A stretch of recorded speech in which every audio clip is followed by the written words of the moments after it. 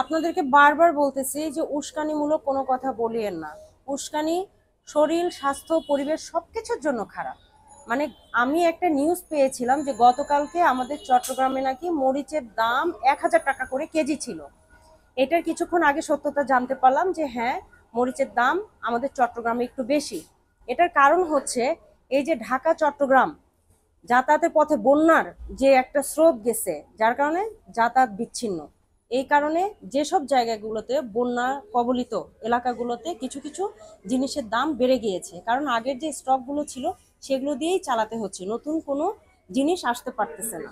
এটা হচ্ছে শুধু বন্যা কবলিত এলাকাগুলোর উপরে এই প্রভাবটা পড়েছে, ঠিক আছে।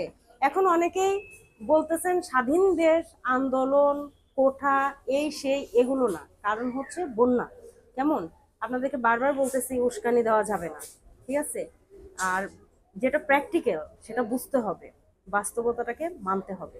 ওকে।